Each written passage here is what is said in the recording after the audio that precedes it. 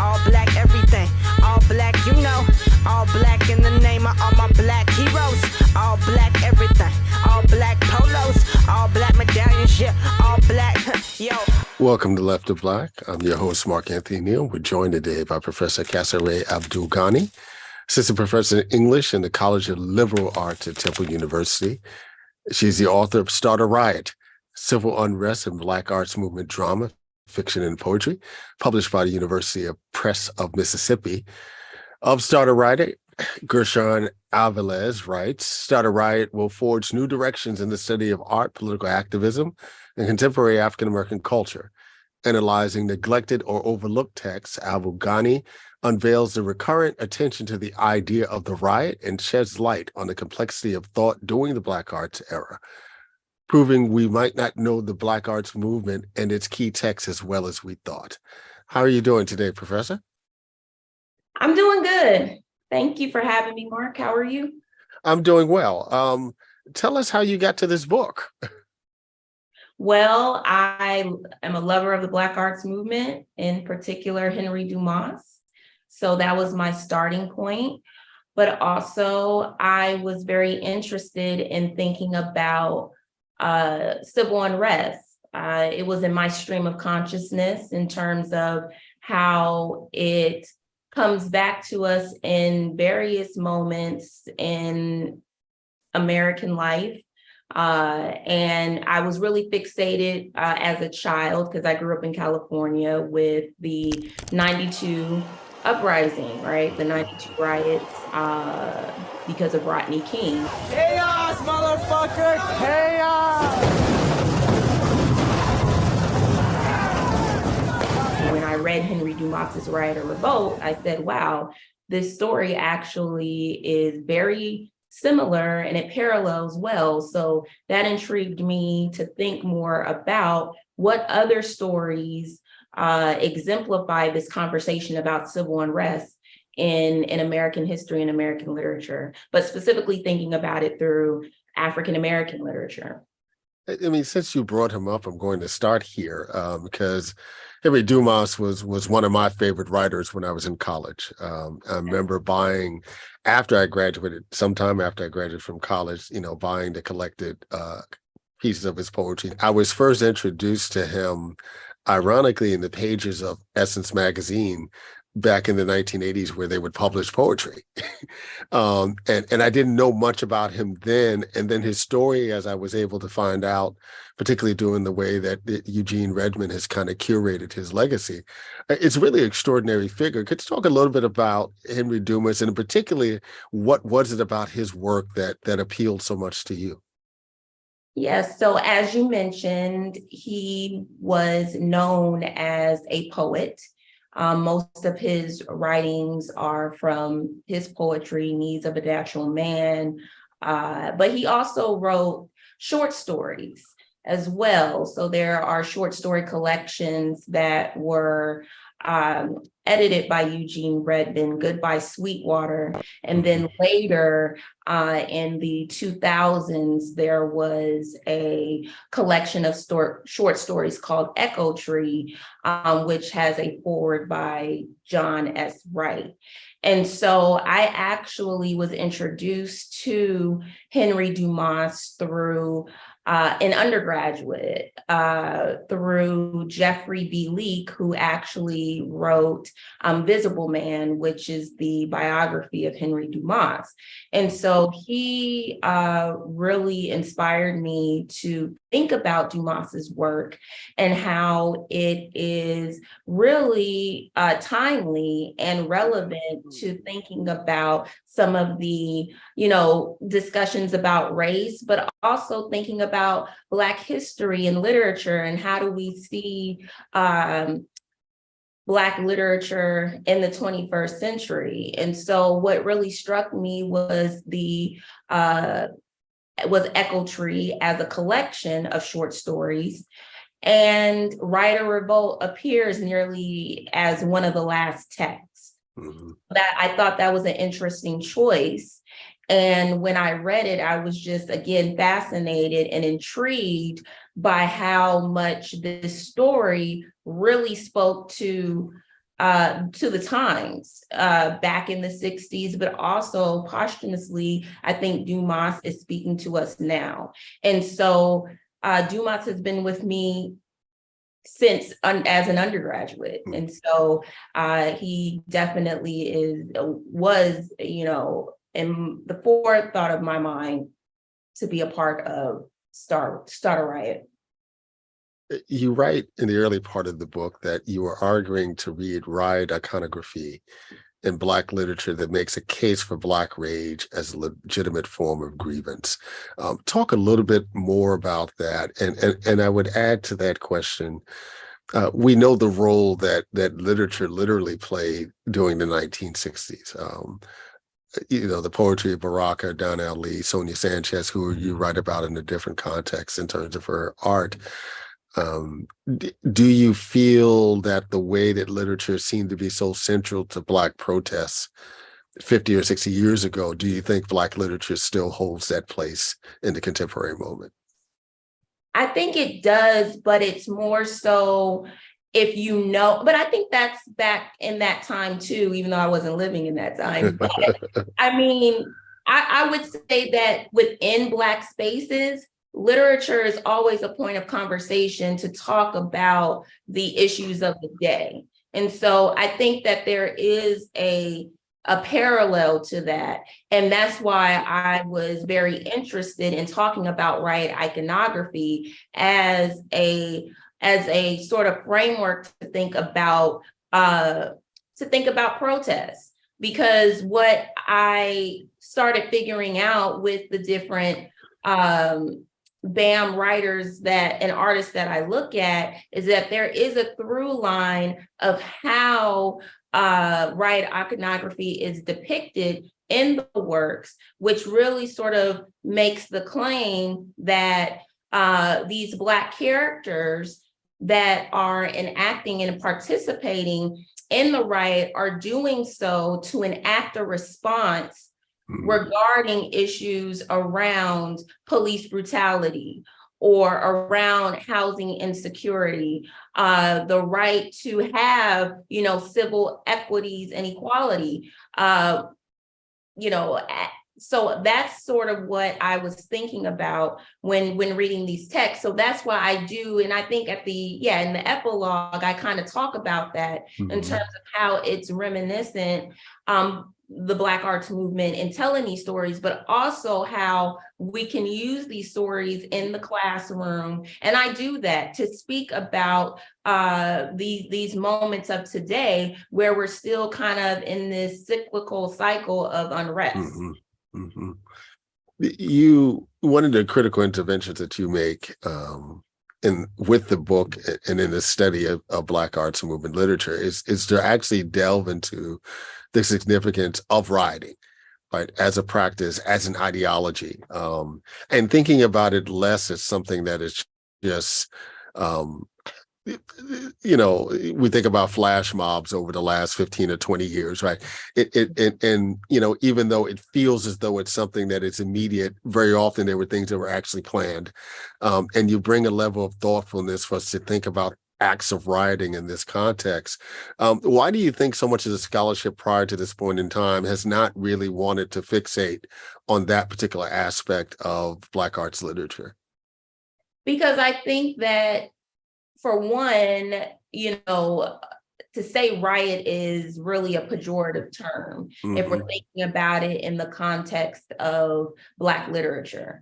And so with that, it comes with, how do we revisit the term? And so we say uprising, or we try to say it in a manner where we still give respect to, what the politics are. And so I want to deal with the actual language to sort of interrogate, why, an author like Mary Baraka, per se, is engaging with the term, as well as with a Gwendolyn Brooks. And so that's why I think it is important that I put Riot in the title to really flesh out that Riot is just on the it's just surface in terms of thinking about what undergirds the issue, right? And so that is sort of what I was thinking through methodologically. And so there were a lot of, Toni Morrison with Playing in the Dark sort of helped me think through that, Jody Melamed and others, to sort of really think about what is sort of the underlying issues that are and themes that are represented, critical issues and themes that are represented in the Black arts movement storytelling that gets us at the root of the grievance. And that's what I bring up, is that the riot is really the grievance to the issues that have been unresolved. Some of the figures that you look at in the book, obviously Baraka, Sonia Sanchez, Gwendolyn Brooks, are canonical figures. And, the folks who, when their names come up, we can immediately think about some of their work. But you go in a different direction. There's been lots of scholarship obviously done on the work of them that we're very familiar with.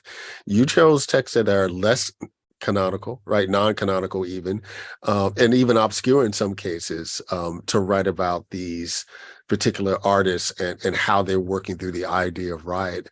Talk a little bit about why you made those choices and how you got introduced to some of these off the grid, if you will, examples of their work. Well, as I stated prior, I was already introduced to Riot or Revolt through Echo Tree. With the other works, such as The Bronx is Next and Sister Sanji by Sonia Sanchez, I just started reading. And so while I was very familiar with Sanchez's poetry, the book that was edited by Jacqueline Wood, the collection of plays from Sonia Sanchez, as I began to read each of the plays, I started finding connections between Riot or Revolt and The Bronx is Next and Sister Sanji. And then I read Dutchman, right? That's canonical, from Amir Baraka or then Leroy Jones. But The Slave, I always wondered why we, as in our graduate courses, that was skipped over. Why, Dutchman was just the focus. Yeah. So when I read The Slave, I said, oh, I know why. Because again, we're getting to these conversations about the riot and about, this vengeance and this rage. And so, yeah.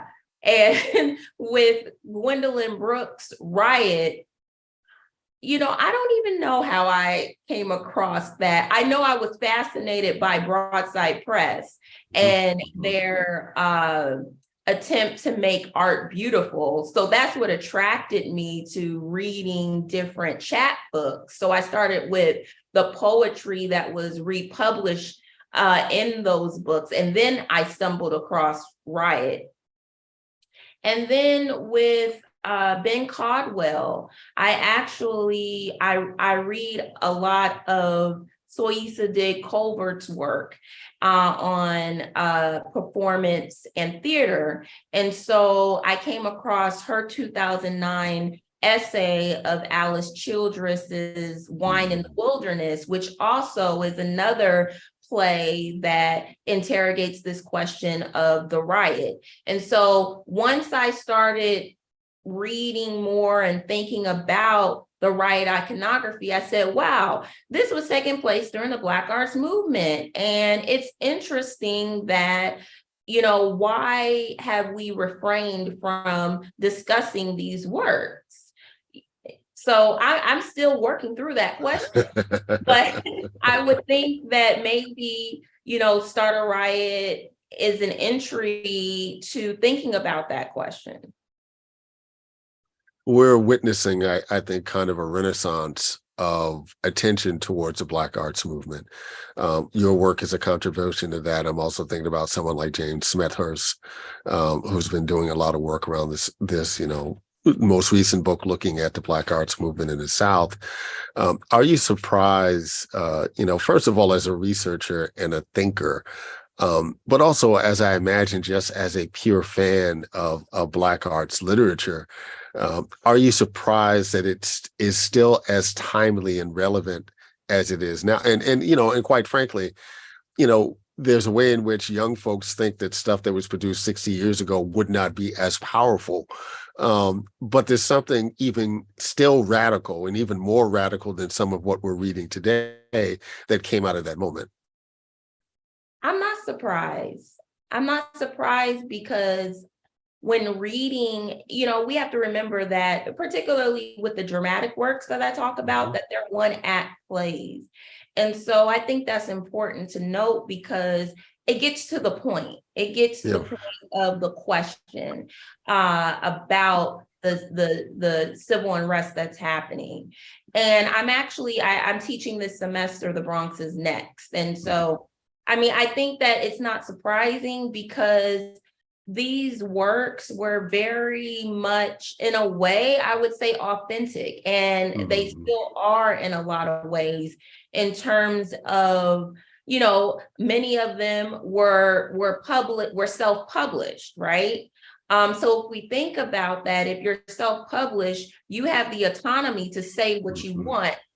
And, and also given that some of these works were published by Black press, the Black press, that it also adds another angle for thinking about the authenticity of Black writing. So that's why I'm not surprised, because I think that what's surprising is that we don't focus on, like, they're understudied, but not necessarily that they're still relevant or they're still with us. The text is still with us. You just mentioned Broadside Press, and I could throw Hakeem Aboudi's Third Row Press in the mix. We're actually having this conversation on his birthday today. Does it worry you that we don't have those kind of independent platforms anymore to talk about the conditions that are going on? And I get it, many of our colleagues signing big book deals, and it does wonderful things for them, and it brings visibility to them and even the field. But it was a different kind of moment for these authors that you write about. And there's, as you mentioned, there's a certain kind of freedom and autonomy that comes with not being tied to a corporate structure, who on the one hand has a bottom line of selling books, but also is trying not to inflame potential audiences who might be put off by talk of Riot or whatever. Yes. And so I agree. And I even talk about in the Dumas chapter about the bookstore, because that's another element to it, is that the bookstore complements the press. And in the 60s, there were many Black bookstores. Today, there are under 125 Black bookstores across the nation. And so with that being said, I think that it is troubling as Black bookstores are trying to still stay relevant and compete with these other digital markets.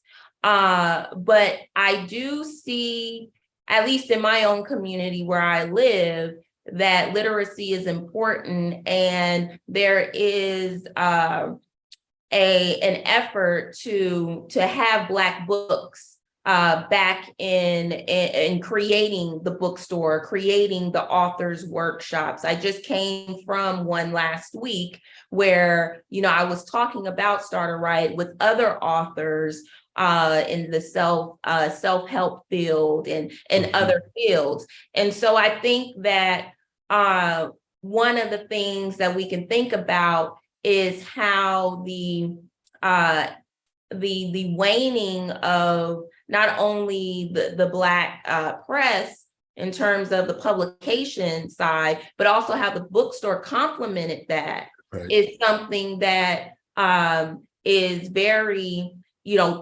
troubling, because that is what provided the artistic freedom for writers of the Black arts movement to be able to sell their books, to be able to think about and talk about themes that they want to. And so it's very small. Now I'm in Philadelphia and in this tri-state area, so I can still find these locations and these spaces to do that. But it's getting even harder to maintain thinking about the bookstore, thinking about the presses, and the fact that, Third World Press and Broadside and Lotus Press are some of the last of the dying breed. I hate to say that, right? But yeah. Yeah, there's a quote, and I don't know, I didn't write down who said it, but the bookstore is pride dressed in knowledge. Oh, Mitchell Moore in Riot says that. Yes. Pride dressed in knowledge. That is such a great phrase. What's next for you, Professor? Well, I'm working on further research on another book that's looking at the Harlem Renaissance, but more specifically thinking about Philadelphia's contribution to the Harlem Renaissance, or largely conceived the Black cultural Renaissance. So we know that during that time, the 20s, 30s, and 40s, that because of the Great Migration, it impacted Black writing and cultural circles. So I'm thinking about Philadelphia writers such as May V. Cowdery and Jessie Redmond Fawcett, and how they really make Philadelphia central in their texts, even though, as we know them today, that they are part of the Harlem Renaissance. So my question is, why not Philly? Why not think about Philly in this conversation about the Black cultural Renaissance of the 20s? Let me ask you this other question, before we let you go. Were there any texts that you wanted to write about, but for whatever reasons you decided not to include in Start a Riot? That's a great question. I would say Wine in the Wilderness by Alice Childress. I did want to write about that play. I didn't include it because, for one, I think that Soyisa Dix-Colbert did a great job of explaining it in terms of thinking about Riot as a revolutionary practice. And I'm thinking it's because all of the texts that I actually did use, really, they flow together in a way that I could speak about, why we need to investigate the term riot.